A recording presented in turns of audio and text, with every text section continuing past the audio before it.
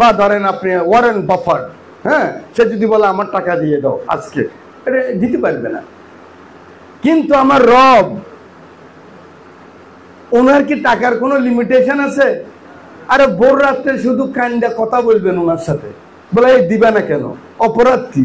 ঘুষ খাই না, মানুষের কাছে মাথা নত করি না, ইয়া কানা আবুদু ইয়া কানাস্তাইন তুমি শিখাই দিছো, আমি এটা মানি, তো তাহলে আমার অপমানিত করো কেন? আমার মাইয়ের বিয়ে হয় না কেন? 70 মাইয়ের বিয়ে হয়, 10 লাখ টাকা খরচ করি, আর আমার মাইয়ের বিয়ের জন্য আমি টাকার জন্য পারি না।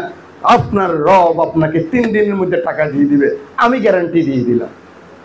কিন্তু আপনি কিছুটা নিজাম সাহেবের উপর নির্ভর করবেন, কিছুটা আপনার রবের উপর নির্ভর করবেন, তাহলে হবে না।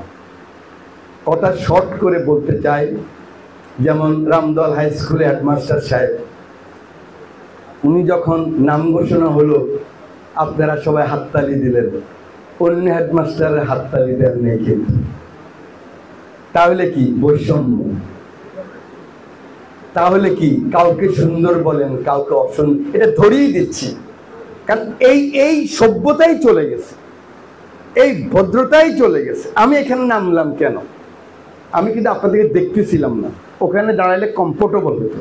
তো আমার ভাই সাদাত, ও এখানে আসি বক্তৃতা দিছে, আমার শিক্ষা অফিসার এখানে আসি বক্তৃতা দিছে, আমার কাছে এটা দৃষ্টিকটু মনে হয়েছে যে আমি যদি ওই জায়গায় বক্তৃতা দিই। এটাই ভদ্রতা। আপনারা যদি সকলের জন্য হাত তালি দিতেন, ওটাই ভদ্রতা। আপনার ছেলে, আপনার হেডমাস্টার, সেটা আপনার সবচেয়ে প্রিয়, যিনি বাইরে থেকে আসছেন তাকে বেশি বাহবা দিতে হবে, এটাই ভদ্রতা। আমি আশা করি এই অঞ্চলের মানুষ, প্রথম এখানে স্কুল, প্রথম এখানে কলেজ, প্রথম এখানে, যেমন রক্তদি সাহেব, আজ দেখেন ওনার নামও নাই, 70 সালে যারা প্রাক্তন মানুষ, এই কলেজ উনি করেছেন।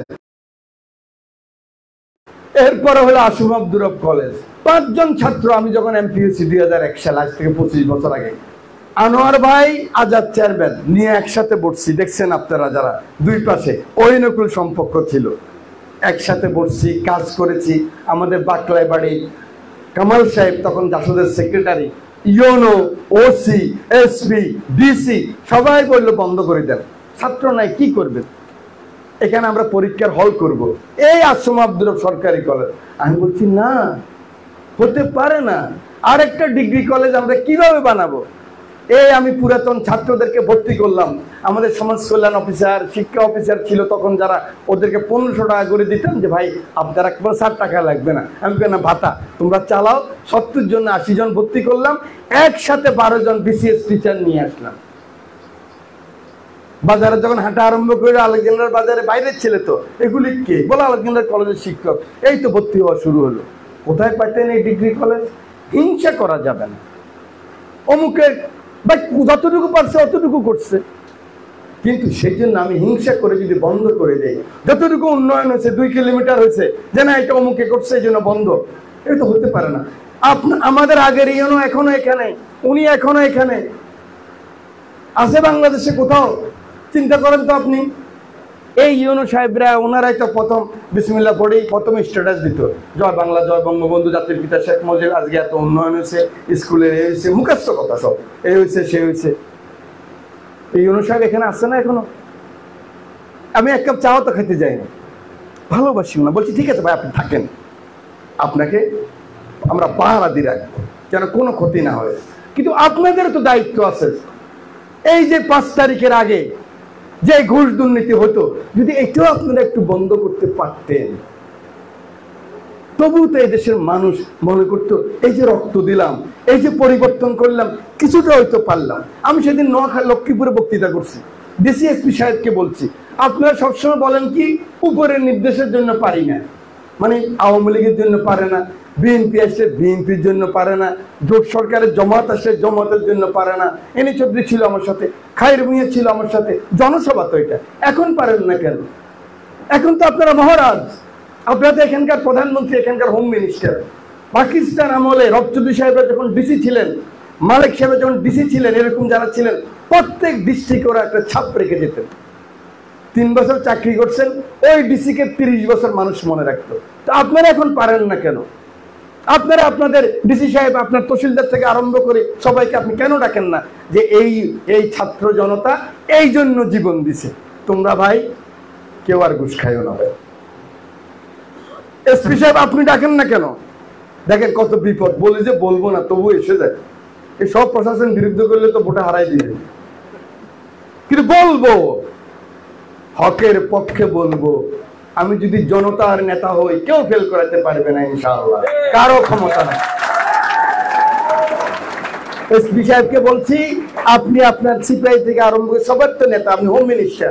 আমরা ইন্টারফেয়ার করলে মানুষকে বলে দেন যে আশরাফুদ্দিন যেন ইন্টারফেয়ার করে, এমনি চৌধুরী ইন্টারফেয়ার করে, আর আমরা বললে শুনেন কেন? আপনি তো একটা সুযোগ পাইছেন, এতদিন সুযোগ পান নাই, সরকার আপনারা এই করবে সেই করবে। এখন তো কেউ কিছু করতে পারে না।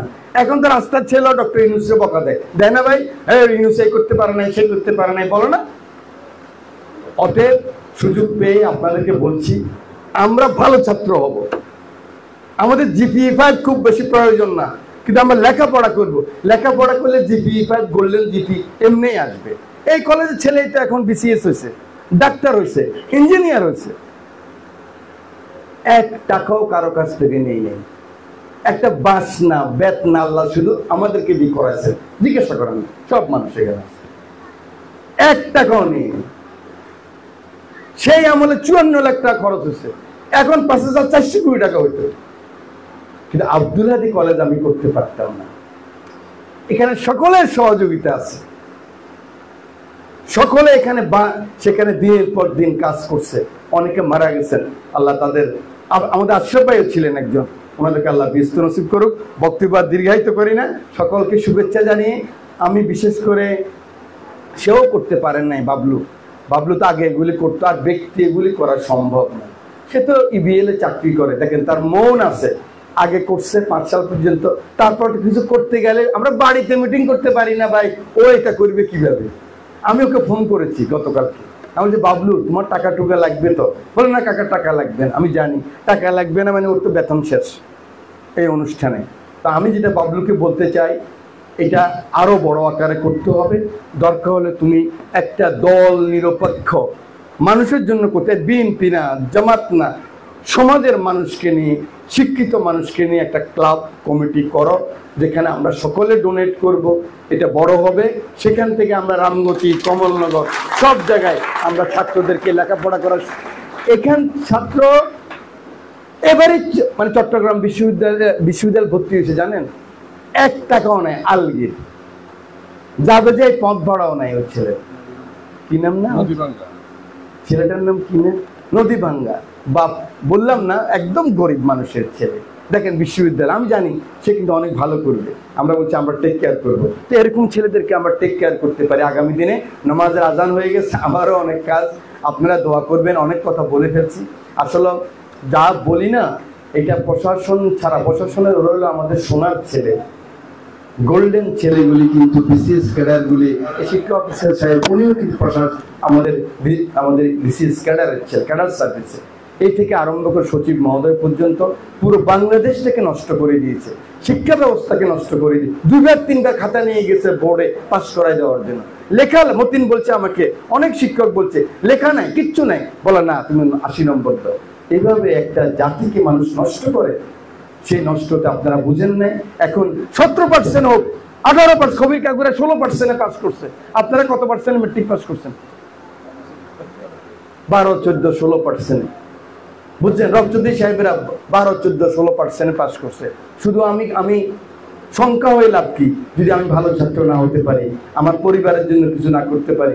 আপনাদের দেশ মেয়েদের জন্য বিরাট বিরাট প্রোগ্রাম আছে, কিন্তু আমাদের ফার্মারদের জন্য প্রোগ্রাম আছে, মাদের জন্য প্রোগ্রাম আছে, আমার বেকার ভাইদের জন্য প্রোগ্রাম আছে। আমরা সকলে ঐক্যবদ্ধ হয়ে আগামী দিন, আমরা যারা রাজনীতি করি, আমরা যারা আন্দোলন সংগ্রামী ছিলাম, বিশেষ করে জামাত ইসলাম বাংলাদেশ এবং এনসিপি, আমাদের ছেলেরা, এদের প্রতি সকলে আমরা ভোট যুদ্ধ করব, ব্যক্তিগত যুদ্ধ করব না, প্রতিহিংসা করব না, একজন একজনকে ছোট করব না। আমরা একসাথে কাজ করব স্বৈরাচারের বিরুদ্ধে। আর কোন স্বৈরাচার, আর কোন ফ্যাসিস্ট, আর কোনো অগণতান্ত্রিক সরকার যেন এদেশে না আসে, এদেশের মানুষ, এদেশের ছেলে মেয়েরা যেন আবার রাজপথে নেমে বুকের রক্ত না দিতে হয়, এই দোয়া চেয়ে সকলকে ঐক্যবদ্ধ থাকার আহ্বান জানিয়ে আপনারা যারা এখানে ছিলেন, অংশগ্রহণ করেছেন, সকল প্রিয় উপস্থিতি, আমরা এখনই আমাদের পুরস্কার ছোট্ট যে আয়োজন আমাদের কৃতি ছাত্রছাত্রীদের জন্য করা হয়েছে, আমরা এখনই শুরু করব। ভাই তাড়াতাড়ি দাও, তাড়াতাড়ি দাও, আমরা নমাজ দাও। বিবিরাট রশিদিয়া উচ্চ